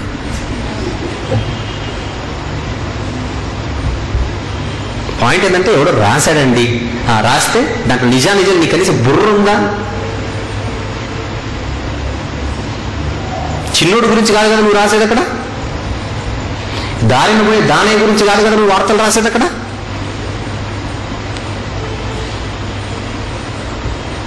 ద లాస్ట్ గాస్పల్ అట, mind last, the last mind, అది లాస్ట్ గాస్పల్ కాదు, బుర్ర చెడిపోయి రాసిన పుస్తకం ఇది. అంత వ్యాపార కుయుక్తులు ఇవన్నీ. డబ్బులు సంపాదించాలంటే ఏం చేయాలని అడిగితే ఇలాంటి వాళ్ళ మీద, ప్రపంచమంతా ఎవరి మీద ఫోకస్ చేస్తే ఎక్కువగా డిమాండ్ ఉంటుందో ఆయనను పట్టుకున్నారు. ఆయనను పట్టుకుని ఆయన గురించి ఏదో ఒక వివాదాన్ని లేవదీసి రాశారు అనుకోండి, నమ్మినోళ్ళు నమ్ముతారు, నమ్మనోళ్ళు నమ్మరు, నాకైతే డబ్బులు వస్తాయిగా. అది వీళ్ళ వ్యాపార బుద్ధి. దీనికంటే శవాల మీద చిల్లర ఎరుకోవడం బెటర్ నేను చెబుతున్నాను. నీకు డబ్బే కావాలనుకుంటే శవాల మీద చిల్లర ఏరుకుంటే నువ్వు ఎత్తుకుంటే ఎవడేమన్నట్టు న్యాయంగా ఎత్తుకోవచ్చు. ఎవడని అంటాడు ఇల్లీగల్ మనీ అంటారేంటి? లీగల్ మనీ అది. మా సాక్ష్యము సత్యము, నొక్కి చెప్పాడు గట్టిగా, బల చెప్పాడు ఈ మాట. మా సాక్ష్యము సత్యము, మా సాక్ష్యము సత్యము. ఈనాడోడి సాక్ష్యం కాదు, టైమ్స్ ఆఫ్ ఇండియా వాడి సాక్ష్యం కాదు, హిందూ న్యూస్ పేపర్ సాక్ష్యం కాదు. ఇది కాకుండా కొత్త గాస్పల్ తీసుకొని వచ్చి పోగొట్టుకొనబడిన గాస్పల్ అంట. అది తెలియని సువార్త, ఇంతవరకు దొరకని సువార్త, పోయిన సువార్త దొరికింది, అది లాస్ట్ గాస్పల్. ఆ మాట అనకపోయింటే ఈరోజు మా సాక్ష్యం సత్యము, బలగుంది కదా ఆ మాట. ఇప్పుడు ఈ వార్తలన్నీ మైండ్లో పెట్టుకుని ఆ మాట చదవండి, చివరి మాట చదవండి అన్నారు. మా సాక్ష్యము సత్యము, గట్టిగా చెప్పండి. ఎవరన్నారు ఆ మాట? యోహాను గారు అన్నారు. మా సాక్ష్యం ఎందుకు సత్యము? మేము కళ్ళతో చూసిన వాళ్ళము, మేము కళ్ళతో చూసిన వాళ్ళము. తల్లి ఎవరో తెలుసు, చెల్లి ఎవరో తెలుసు.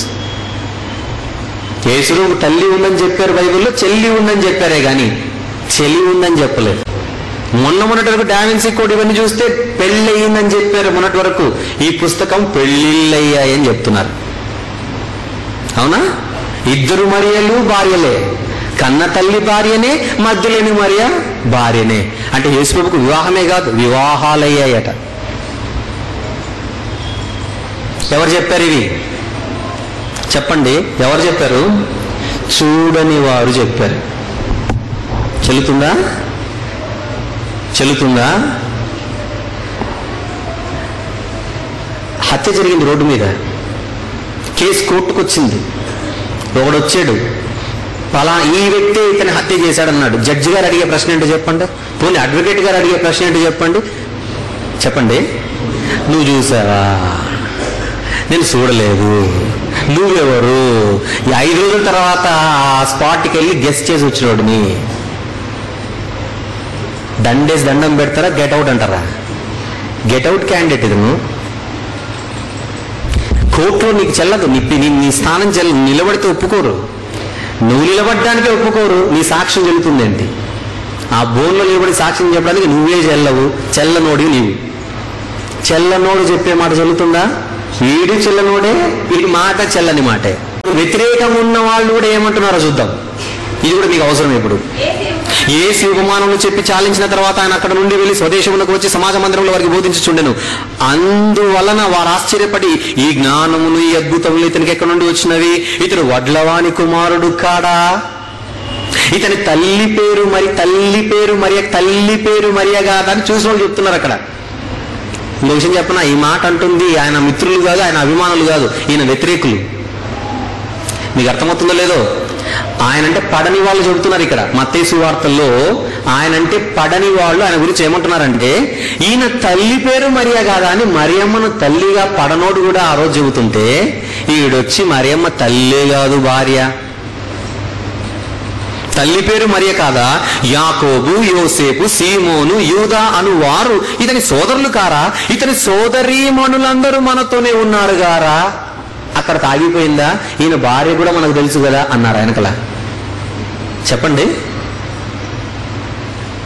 వాళ్ళు మాట్లాడిన కుటుంబ సభ్యులలో తల్లి ఉంది, వాళ్ళు మాట్లాడిన కుటుంబ సభ్యులలో తమ్ముళ్ళు ఉన్నారు, వారు మాట్లాడిన కుటుంబ సభ్యులలో చెల్లి ఉన్నారు. వడ్లవాని కుమారుడు గాడా అంటే యోసేపు గారు కనపడుతున్నారు, పెంచిన తండ్రి కనపడుతున్నాడు, కన్న తల్లి కనపడుతోంది, తర్వాత పుట్టిన తోబుట్టులు కనపడుతున్నారు, కానీ భార్య ఎక్కడుంది, పిల్లలు ఎక్కడున్నారు అన్నారా? ఈయన భార్యను మనం చూడలేదా, ఈయన పిల్లలు మనకు తెలియదా అన్నారేంటి? సమకాలీకులు ఏ ఒక్కడు మాట్లాడలేదే. ఆయనంటే పడేవాడు చెప్పలేదు ఈ మాట, ఆయనంటే పడనివాడు కూడా మాట్లాడలేదు. మంచి చేసినందుకు అభ్యంతరపడ్డారు. మంచి చేసినందుకే అభ్యంతర పడే ఉన్న తరములో ఉన్నవారు ఆయన పెళ్లి చేసుకుని పిల్లల్ని కంటే అభ్యంతర పడతారా లేదా చెప్పండి. అంటే నేనేమంటున్నానంటే అభ్యంతర పడేవాళ్ళు ఉండగా బతికిన ఆయన బ్రతికున్నప్పుడు అభ్యంతర పడిన వాళ్ళు కళ్ళ ముందు ఉన్న అభ్యంతర పడేవారిలో ఏ ఒక్కడు కూడా మరియమ్మను భారీగా చెప్పలేదే. ఆయన అద్భుత కార్యాలు చేస్తే అభ్యంతర పడ్డారట. మీరు జనరల్గా ఆలోచించండి, కామన్ సెన్స్ ఉపయోగించండి. ఆయన మంచి చేస్తేనే అభ్యంతర పడిన భయంకరమైన జనాంగము తల్లిని తల్లిగా కాకుండా భార్యగా పెట్టుకుంటే అభ్యంతర పడతారా, ఆయనను ఉండనిస్తారా చెప్పండి. కానీ ఏ ఒక్కడు ఇప్పుడైనా మాట అన్నాడా? ఒక రకంగా చెప్పాలంటే ఆయనను పొడిచిన వాళ్ళు కూడా ఆ మాట అనలేదు ఇప్పుడు తల్లి గురించి. వీళ్ళంతకంటే దుర్మార్గులు, మీకు అది తెలియాలి. ఈ పుస్తకాన్ని రాసిన వాళ్ళు, తర్జుమా చేసిన వాళ్ళు ఎవరంటే ఆయన్ను పొడిచిన వారి కంటే దౌర్భాగ్యులు, దుర్మార్గులు. ఎందుకంటే పొడిచినోడు కూడా అనలేదు ఆ మాట, అప్పగించినోడు కూడా అనలేదు ఆ మాట.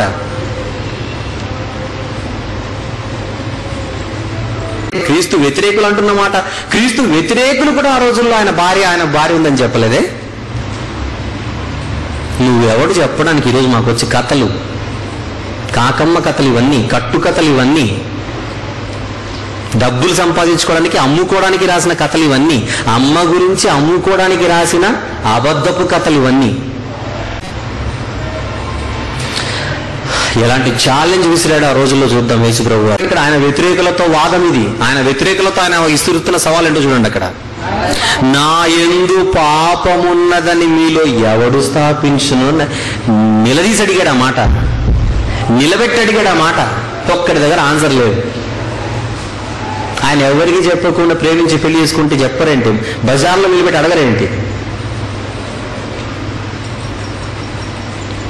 భార్య ప్రస్తావనే లేదే బైబిల్లో. చూసిన వాళ్ళలో ఏ ఒక్కరు చెప్పలేదే ఆయన భార్య ఉందని, ఆయనకు భార్య ఉందని, ఆయనకు పిల్లలు ఉన్నారని.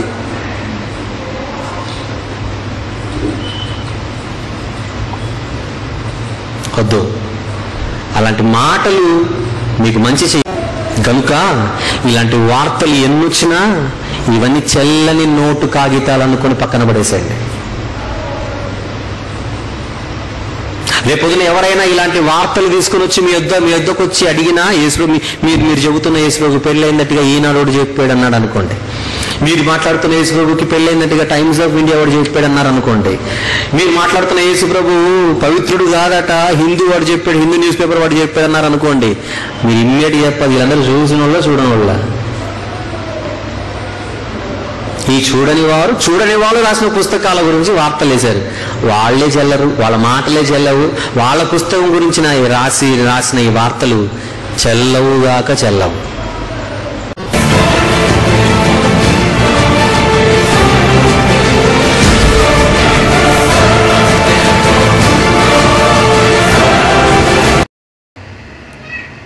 ముప్పై ఏట బ్యాప్టిజం తీసుకోవడానికి వచ్చాడు. ఎక్కడికి? యోర్దాను నదికి. ఎవరున్నారు అక్కడ? బాప్తిస్మం ఇచ్చి యోహాను గారు ఉన్నారు. ఎక్కడి నుంచి వచ్చాడు? అడ్రస్ చూడండి ఒకసారి. మార్కు సువార్త 1వ అధ్యాయం ఒకసారి అక్కడ కూడా తిరుగుదాం ఒకసారి. మార్కు సువార్త 1వ అధ్యాయం 9వ వచనం చూద్దాం జాగ్రత్తగా. మార్కు సువార్త 1వ అధ్యాయం 9వ వచనం తీయండి ఒకసారి జాగ్రత్తగా ప్లీజ్. ఆ దినములలో యేసు ఎక్కడ నుండి, ఇండియాలోనే ఉంటుంది చూడండి, నీటి చూసి చదవండి, లైట్ల కింద చూసుకొని మీరు కూర్చొని సరిగ్గా చదవరు. ఆ దినములలో యేసు, అలానే ఉందా రెండోసారి కూడా, అర్జెంటుగా మూడోసారి చూసి చదవండి గట్టిగా. గలిలయలోని నజరేతు నుండి వచ్చి యోహాను చేత యోర్దాను నదిలో బాప్తిస్మం పొందెను. నజరేతు నజరేతు నజరేతు ఇన్నిసార్లు బైబిల్లో ఉంటే నలంద నలంద నలంద అంటే నిన్నేం చేయాలి? ఇది ఎట్లుందంటే Johnny Johnny eating sugar, telling lies, Nalanda అని చెప్పి టెల్లింగ్ లాయ్స్, ఎస్ పాపానండి. ఇప్పుడు వీళ్ళందరూ ఎస్ పాపాలు, అందరు వీళ్ళు నో పాపాలు కాదు. వాడు మంచోడే జానిగాడు, షుగర్ నోట్లో పెట్టుకొని వాడు కరెక్ట్, వాడు ఏదో అబద్ధం ఆడాడు.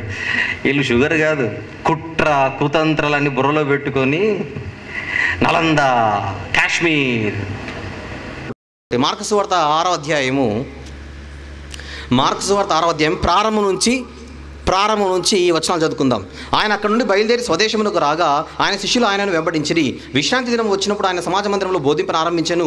అనేకులు ఆయన బోధ విని ఆశ్చర్యపడి, జాగ్రత్త వినండి పాయింట్ ప్లీజ్, అనేకులు ఆయన బోధ విని ఆశ్చర్యపడి ఈ సంగతులు ఇతనికి ఎక్కడి నుండి వచ్చాను, ఇతనికి కేవడని జ్ఞానం ఎట్టిది, ఇతని చేతుల వలన ఇట్టి అద్భుతములు చేయబడుచున్నవేమని అడిగితే పక్కనుండి వాళ్ళు చెప్పాడు, ఇంత జ్ఞానం ఇక్కడివి ఈయనకి ఎక్కడి నుంచి వచ్చిందంటే, ఇంత పరిజ్ఞానం ఇక్కడ ఇతనికి ఎక్కడి నుంచి వచ్చిందంటే మొన్ననే 18 సంవత్సరాలు ఇండియాలోకి వెళ్ళాడు, అక్కడ జ్ఞానం నేర్చుకొని వచ్చాడని ఎవరు చెప్పలేదు. ఇక్కడ మీకు అర్థమవుతుందో లేదో పాయింట్. ప్రశ్న ఏంటి? చుట్టుపక్కల ఉన్న వాళ్ళ ప్రశ్న ఏమడుగుతున్నారు చెప్పండి. ఆయన బోధ విని ఆశ్చర్యపడి ఈ సంగతులు అతనికి ఎక్కడ నుండి వచ్చాను అనగానే చుట్టూ ఉన్న వాళ్ళందరూ నలంద అని చెప్పలేదు. అక్కడ వాళ్ళు ఏం చెప్తున్నారు చూడండి కింద. ఇంకా వాళ్ళ ప్రశ్న 3వ వచనం, ఇతడు మరియ కుమారుడు కాడా, ఇతడు యాకోబు, యోసే, యూదా, సీమోను అను వారి సహోదరుడు, ఏమండి సహోదరుడగు వడ్లవాడు కాడా, కార్పెంటర్ కదా, మనం చాలాసార్లు చూసాం కదా ఈ అబ్బాయిని, యోసేపు దగ్గర కలిసి పనిచేసేవాడు కదా, వడ్లవాడు కాడా. యేసుప్రభుని ఏమని గుర్తుపడుతున్నారు జనాలు చెప్పాలి? వడ్లవాడు కార్పెంటర్ కాదా? బయట దేశంకి వెళ్ళి చదువుకొని వచ్చింటే ఏమనేవాళ్ళు చెప్పండి? ఫారిన్ స్టూడెంట్ కాదా అనేవాళ్ళు, అంతేనా కదా? మొన్ననే ఫ్లైట్ దిగాడు కాదా, ఇలాంటి మాటలు అనాలి. వాళ్ళు ఆయన ఏమని గుర్తుపడుతున్నారు? మన కళ్ళ ముందు పెరిగినవాడు కదా, మన కళ్ళ ముందు తిరిగినవాడు కదా, మన కళ్ళ ముందు వడ్ల పని చేసినవాడు కదా, ఇంత జ్ఞానం రావడానికి ఆస్కారం ఎక్కడుందని ఆశ్చర్యపోతున్నారు వాళ్ళు. బయటికి వెళ్ళి 18 ఏళ్ల పాటు కనబడకపోతే ఈ అబ్బాయిని ఎక్కడ చూడలేదు అనాలి. సడన్గా వచ్చి ఇంత లైమ్ లైట్కి వచ్చాడు, ఎవరు ఇంతకితను, అరే మరియ కొడుకా అని ఆశ్చర్యపోవాలి. ఇలాంటి ఆశ్చర్యాలు ఏం లేవు. వడ్లవాడు కాడా, ఎప్పుడు నేర్చుకున్నాడు, ఎవరి దగ్గర నేర్చుకున్నాడు అని ఆశ్చర్యపోతున్నారు వాళ్ళు. ఇంకొకటి చెప్పనా, వాళ్ళెవరు ఆయన ఫ్యాన్స్ కాదు, వాళ్ళెవరు ఆయన అభిమానులు కాదు. అందులో ఆయన అంటే పడనోళ్ళు కూడా ఉన్నారు. పడనోళ్ళు కూడా ఆయనని వడ్లవాడని గుర్తుపడుతున్నారు. మొన్న వచ్చి నువ్వు ఇండియాకి తీసుకొని వచ్చావు. మనం ఇలాగనే కాముకుంటే ఏమంటారు అసలు, మా ఇంటికి వచ్చి పెరుగున్నం కూడా తినేసి వెళ్ళిపోయాడు అంటారు వీళ్ళందరూ కలిసి. నిజం చెప్తున్నాను నేను. ఇలాంటి వార్తలు ఎన్ని వింటామో మనం. నేను లాస్ట్ ఇయరే పెళ్లి గురించి మాట్లాడాను, యేసుప్రభు గురించి. ఈరోజు ఇండియా గురించి మాట్లాడాల్సి వస్తుంది మళ్ళీ.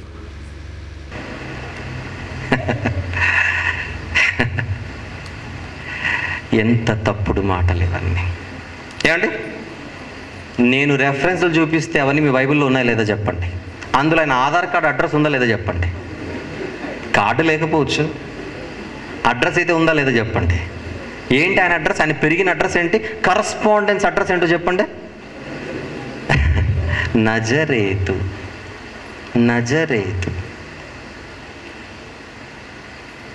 ఇంకో విషయం చెప్తాను. ఎవరైనా ఆయన దగ్గరకు వచ్చి ఏదైనా ప్రశ్న అడిగితే, నేను కనికరమునే కోరుచున్నాను కానీ బలిని కోరను అన్న వాక్య భావము మీకు అర్థమైతే మీరు ఇలా మాట్లాడరు అన్న మాటలు ఆయన లేవదీసాడా లేదా చెప్పండి. రైటా? ఇవన్నీ అన్నాడా లేదా చెప్పండి. ఏదైనా మాట్లాడాలంటే యేసుప్రభు వారు లేఖనాలను ఎత్తి మాట్లాడాడా లేదా? వీళ్ళ ఉద్దేశం ఏంటంటే ఇండియాకు వచ్చి ఇక్కడ స్వామీజీల దగ్గర ఆయన ట్రైనింగ్ తీసుకున్నాడని. మాటకు మీరు జాగ్రత్త విందాం. యేసుప్రభు ఇండియాకు చేంజ్ చేశారంటే ఇక్కడ ఉన్నటువంటి బౌద్ధ గురువుల దగ్గరనో లేకపోతే ఇంకే గురువుల దగ్గర గురూజీల దగ్గర ఆయన శిష్యరికం చేసి ట్రైనింగ్ తీసుకొని అన్ని నేర్చుకొని వెళ్ళిపోయాడని. రైట్, వెళ్ళిపోయాడు. వెళ్ళిపోయి వీళ్ళు చెప్తున్న మాట జాగ్రత్తగా వినాలి, వీళ్ళ దగ్గర నేర్చుకున్నవే ఆయన అక్కడ చెప్పాడని, రైట్. ఒకవేళ వాళ్ళు చెప్పాడు అంటున్నారు కనుక ఎక్కడైనా యేసుప్రభు వారి బోధలలో వీళ్ళ మాటలు కానీ లేకపోతే వీళ్ళు ఉచ్చరించే వారికి సంబంధించినటువంటి శ్లోకాలు ఏమంటారు వాటిని, శ్లోకాలు కానీ ఇంకేవైనా కూడా మాట్లాడినట్టుగా ఉందా? లేదంటే ఈ ప్రజలు తమ పెదవులతో నన్ను గణపరచుదురు కానీ వారి హృదయము నాకు దూరంగా ఉన్నదని పాత నిబంధనలో ఓల్డ్ టెస్టిమెంట్లో ఉన్నటువంటి మాటలు లేవనెత్తి మాట్లాడాడో చెప్పండి.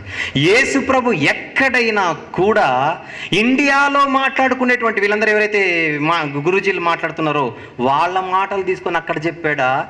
ఓల్డ్ టెస్టిమెంట్లో పాత నిబంధనలో మోషే గారు మిగిలిన ప్రవక్తలు మాట్లాడిన మాటలు తీసుకొని మాట్లాడాడో చెప్పండి.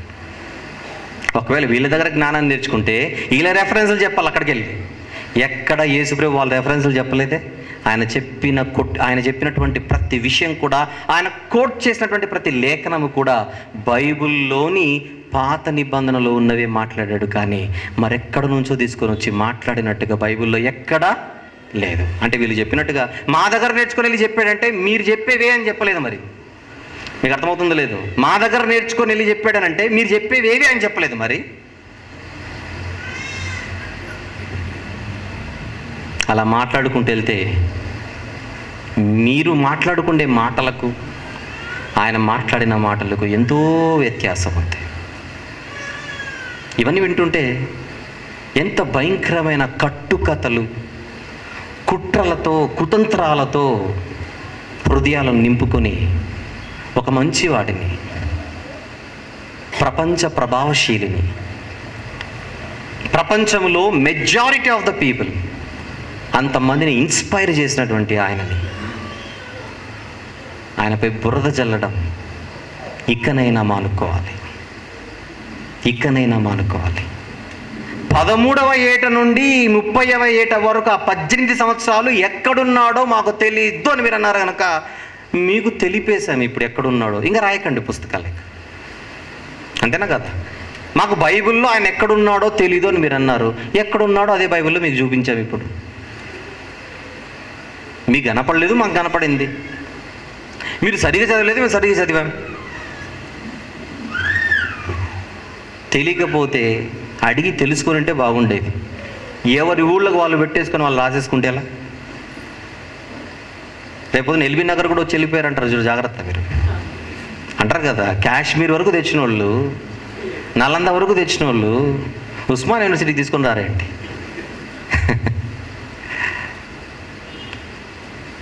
అందువలన ఇలాంటి సాంప్రదాయానికి ఒకసారి వీళ్ళందరి పేర్లు చదివాను కదా. ఎవరి పేర్లు చదివాను? ఇంతకంటే ఒక సావర్కరే కాదు, అంతకంటే ముందున్నటువంటి ఎంతమంది అయితే యేసుప్రభు గురించి పుస్తకాలు రాశారో. అంతకుముందు బ్రిటన్ అన్నాడు, అంతకుముందు ఇంకొకటి ఏంటి అమెరికా, బ్రిటన్, ఇలాంటివి ఎన్నో మాటలు వచ్చేసాయి. ఇంకా బైబిల్లో నేను అవన్నీ చూపించలేదు. కానీ ఆ రోజుల్లో ఎంతోమంది ఆయన మీద కుట్ర పని ఎన్నో బురద చల్లాలని ప్రయత్నం చేశారు, కానీ వాళ్ళ వల్ల కాలేదు. అంటే ఒక రకంగా చెబితే ఒకటి మాత్రం అలవాటైపోయింది. ఆ ఆచారం ఏంటంటే అసత్యాలను ప్రచారం చేయడం అన్నది మాత్రం అలవాటైన ఆచారంగా మారిపోయింది. 1894లో ఆ ప్రాంతంలో ఒకటి పుస్తకం రాస్తే, అదే 1898, 90 ప్రాంతంలో ఇంకొకటి పుస్తకం రాస్తే, 1925లో ఇంకొకటి పుస్తకం రాస్తే, 1981లో ఇంకొకటి రాసేస్తే ఇది ఒక ఆచారంగా మారిపోయింది.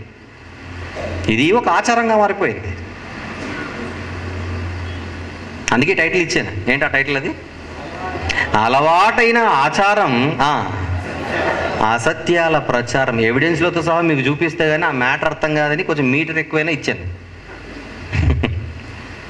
అంటే కొంతమంది పాపం అర్థం కాక పోస్టర్లు చూసి అలవాటైందండి, ఆచారం ఏందండి అదంటే మీరు వస్తే అర్థమవుతుందని చెప్పారట. మన వాళ్ళు ఇంకేం చేస్తారు పాపం. నీకు ఫోన్లో అన్ని ఆన్సర్లు చెప్పాలంటే ఇంకా మీటింగ్ ఎందుకు, లైట్లు ఎందుకు? ₹1 కాల్ చేసి 1 గంట మెసేజ్ చెప్పమని అడుగుతారు. అలా కుదరదు కదా. మీరు రావాలి, కూర్చోవాలి, వినాలి. అందువలన నా ఉద్దేశం ఏంటంటే మనకు భారతదేశం అంటే ఇష్టం, మన దేశం అది. ఈ దేశంలో పుట్టినవారా మనం. మహామహులు పోరాడితే వచ్చిన స్వతంత్రం ఈరోజు మన కళ్ళ ముందు ఉంది. అది చేతులారా మనం పోగొట్టుకోకూడదు. బాధ్యత గల పౌరులుగా శాంతియుతంగా ఈరోజు మన విన్నపాలన్నిటినీ, ఈరోజు ఇక్కడ ఏదైతే ఈరోజు నేను మాట్లాడానో మీరు విన్నారో, ఇదంతా ఈరోజు రికార్డెడ్ వర్షన్గా మన దగ్గర ఉంది. దీన్ని తీసుకొని మనందరం కలిసి వీలైతే హ్యూమన్ రైట్స్ కమిషన్, మానవ హక్కుల కమిషన్ దగ్గరికి వెళ్ళి దయచేసి మా ప్రాథమిక హక్కులను దయచేసి మీరు కాపాడండి. భారతీయ పౌరులుగా ఓట్లేసి గెలిపించుకున్నటువంటి నాయకుల మధ్య బ్రతుకుతూ ఇలాంటి అభద్రతా భావంతో ఉండే పరిస్థితిని దయచేసి మాకు దూరం చేయండి అని కోరదాం. కనీసం ఇంతమంది స్వరం గళం ఒకరికి కాకపోతే ఒకరికైనా చెవిన పడి వారు స్పందించి ఇక మీదట భవిష్యత్తులో బయట దేశాల్లో ఎక్కడన్నా జరగనివ్వండి, మన దేశంలో జరగకుండా శాంతి, నెమ్మది, సమాధానాలతో మనందరం బ్రతికే అవకాశాన్ని మరింత గొప్పగా మనకు దయచేయాలని అధికారులను మనము, న్యాయ వ్యవస్థను మనం కోరతాం. ఎంతమంది వస్తారో చేయొద్దండి. మరి ఎంతమంది దీనికి సిద్ధమో చెప్పండి. శాంతియుతంగా వెళదాం. మన హృదయ బాధను వాళ్ళ ముందు పెడదాం. ముగించే ముందుగా ఒక్క మాటను మాత్రం ప్రశ్నగా వేసి ముగిస్తున్నాను. స్వచ్ఛ భారత్ ఎంత మంచి కార్యక్రమం ఇది. మన పరిసరాలను పరిశుభ్రంగా పెట్టుకుందాం అని ప్రధానమంత్రి గారు పిలుపునిస్తే అది మంచి పిలుపు అని అందరికీ నచ్చి అందరూ కూడా పరిశుభ్రతను కాపాడుకోవడానికి, నిలబెట్టుకోవడానికి ప్రయత్నాలు చేస్తున్నాము కూడా. నిజమే, మనకు పరిసరాలు పరిశుభ్రంగా ఉండాలి. అందుకోసమే ప్రధానమంత్రి గారు గాంధీ గారిని స్ఫూర్తిగా తీసుకుని పిలుపునిచ్చారు 2014లో. పరిశుభ్రతను క్లీన్లీనెస్ అని అంటారు. ఇంగ్లీష్లో ఒకటి మనందరికీ బాగా తెలుసు. Cleanliness is next to godliness. Godliness అంటే దైవత్వం. దైవత్వానికి ఉన్న లక్షణమే పరిశుద్ధత. పరిసరాలను పరిశుభ్రంగా పెట్టుకుందామన్నాడు మన గౌరవ ప్రధానమంత్రి. హృదయాలను పరిశుద్ధంగా పెట్టుకోవాలన్నాడు 2000 సంవత్సరాల క్రితం ప్రభు అయిన యేసుక్రీస్తు. ఆయన అన్న మాట బైబిల్లోని క్రొత్త నిబంధనలో కనబడే మొదటి పుస్తకంలో ఉన్న మాట, హృదయ శుద్ధి కలిగిన వారు ధన్యులు, వారు దేవుని చూచెదరు. ఆయన చెప్పిన మాటలన్నీ హృదయాలను కడిగే మాటలు. గాంధీ మహాత్ముడికి నచ్చిన మాటలవి. నెల్సన్ మండేలా గారికి స్ఫూర్తినిచ్చిన మాటలవి. మనందరము తల్లిగా భావించే మదర్ టెరిసా గారిని ఇన్స్పైర్ చేసిన మాటలవి.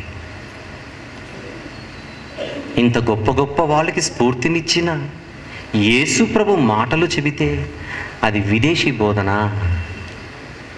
అది విదేశీ బోధన. ఆయనేమో మంచి చెప్పినందుకు విదేశీయుడయ్యాడు. మరి అబద్ధాలు చెప్పిన ఈ నికోలస్ అనేవాడు కూడా విదేశీయుడే కదా. మాట అబద్ధాలు చెప్పిన ఈ నికోలస్ నోటోవిచ్ అనేవాడు కూడా విదేశీయుడే కదా. నిజం చెప్పిన యేసు ప్రభు మీకు విదేశీయుడయ్యాడు. అబద్ధం చెప్పిన నోటోవిచ్ మాత్రం నోట్లో నానుతున్నాడు. అబద్ధం చెప్పినటువంటి నోటోవిచ్ మాత్రం మీకు బంధువు అయ్యాడు. సత్యమేవ జయతే అని గర్వంగా చెప్పుకునే మనం సత్యాన్నే గెలిపిద్దాం, అసత్యాన్ని సమాధి చేద్దాం. నమస్కారం. ట్రూ విజ్డమ్ మినిస్ట్రీస్ లో భాగమైన ట్రూ విజ్డమ్ ట్రైనింగ్ సెంటర్ 6 సంవత్సరాల నుండి 19 సంవత్సరాల వయసు గల పిల్లలకు రెగ్యులర్ ఎడ్యుకేషన్ తో పాటు బైబిల్ ఎడ్యుకేషన్ ని కూడా అందిస్తున్నది.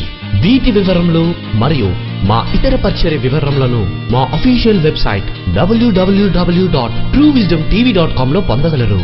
బ్రదర్ ఆర్ వంశీ గారు మాట్లాడిన ఎన్నో అద్భుతమైన ప్రసంగాల డివిడీలు సిద్ధంగా ఉన్నాయి. డివిడీల కోసం మీరు సంప్రదించవలసిన ఫోన్ నంబర్లు 04065554355 లేదా 8106882392. గమనిక, ప్రతి ఆదివారము మధ్యాహ్నము 2:30 నుండి 5 గంటల వరకు ఇంగ్లీష్ ఆరాధన కార్యక్రమము మరియు ప్రతి ఆదివారము సాయంత్రము 5:30 నుండి తెలుగు ఆరాధన కార్యక్రమము YMCA సెకండరీ బ్యాండ్ నందు జరుగును. అందరూ ఆహ్వానితులే.